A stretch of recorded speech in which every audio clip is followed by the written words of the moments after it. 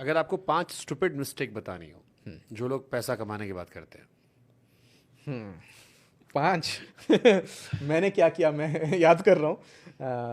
I think सबसे पहला trading, दूसरा लेवरेज। आपके पास जितना पैसे उतना इन्वेस्ट करिए, आप कभी भी औकात से ऊपर नहीं, औकात से ऊपर नहीं करिए। दूसरा, नहीं तो कर्जा बढ़ जाएगा। नहीं तो कर्जा बढ़ जाएगा, और इंडिया में पता ही है आपको कर्जा कितना महंगा है। तीसरा है नॉट हैविंग एन एक्सपेक्टेशन। मतलब आप कोई भी इन्वेस्टमेंट करते हो, आपका माइंड में एक एक्सपेक्टेशन होना चाहिए कि मैं 10% कमा रहा हूँ, 12% कमा रहा हूँ, 15% या 20%, नहीं तो आप हमेशा डिसअपॉइंटेड रहोगे। तो हैव एन एक्सपेक्टेशन, अंडरस्टैंड कि मैं जो इन्वेस्ट कर रहा हूँ मैं इस पर्पस के लिए कर रहा हूँ, इस रिटर्न के लिए कर रहा हूँ।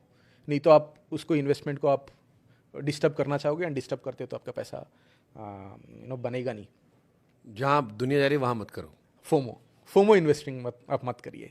डोंट लुक एट कि पिछले 3 साल में क्या हुआ है, मैं उस पे मैं बेट लगाता हूँ। वो आपको वो नहीं देगा। और पांचवा, साइज पे आप ध्यान दीजिए।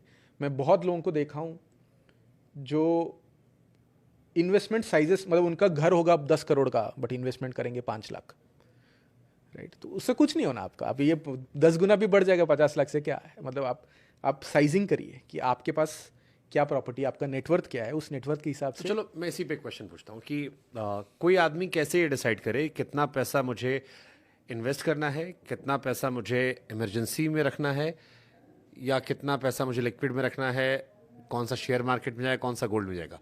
कोई भी इंसान अलग अलग हो, आपकी सैलरी का या आपके इनकम को कैसे डिसाइड करे वो। ओके, तो मैं एक 25 से 30 साल वाले का एग्जांपल लेता हूँ। आइडियली मेरे को लगता है कि जो पैसा आता है उसमें it should be 40-30-30 kind of ratio.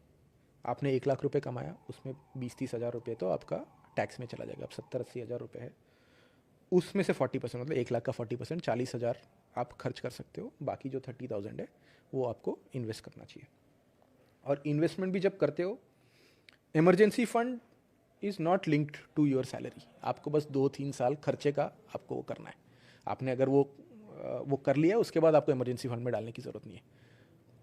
तो मान लीजिए आपका 1 लाख सैलरी है और 40 हज़ार का खर्चा है, तो 2 लाख का हो गया 40 हज़ार इंटू 24, तो ऑलमोस्ट 10 लाख रुपए आपके इमरजेंसी फंड के हो गए। आप जब 30,000 में इन्वेस्ट कर रहे हो, 30,000 से सबसे पहले इससे इमरजेंसी फंड पूरा करिए। 30,000 आप करते रहिए जब तक आपका 10 लाख हिट नहीं होता। 10 लाख जैसे हिट हुआ तो आप इमरजेंसी फंड में डालना बंद कर दीजिए।